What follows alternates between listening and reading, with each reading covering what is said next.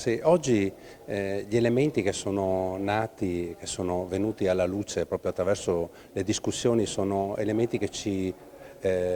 coinvolgono direttamente. Infatti il welfare, la bilateralità e insistere in un territorio, io dico anche in una comunità, sono dei temi molto importanti che vanno proprio ad essere misurati attraverso anche l'accreditamento che abbiamo avuto con Veneto Welfare, attraverso la qualità dei servizi che noi andiamo a erogare. Infatti i servizi che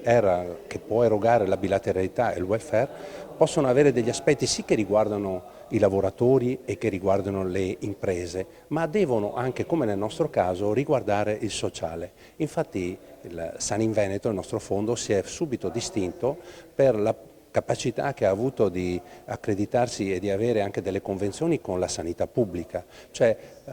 creare quel circolo, diciamo, virtuoso di benessere e salute che parte dal lavoro, si delinea attraverso la mutualità e ritorna nel territorio attraverso appunto le convenzioni. Questo è molto importante e oggi è stato ribadito importante qual è la qualità del welfare, qual è la qualità della bilateralità che viene espressa proprio in Veneto, ed è una qualità molto alta perché tutti si stanno dando da fare proprio per generare questa attività appunto di benessere, di capitale circolare del benessere e della salute, quindi lavoro e welfare e bilateralità.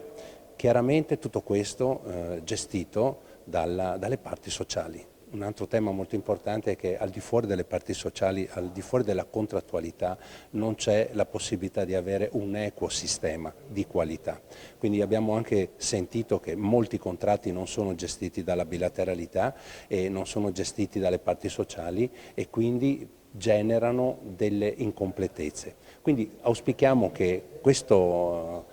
sistema di Veneto Welfare dia appunto dei risultati attraverso l'accreditamento, ci dia degli strumenti ancora migliori appunto per essere ancora essere più attivi nel territorio e essere migliori, esprimere la migliore qualità possibile.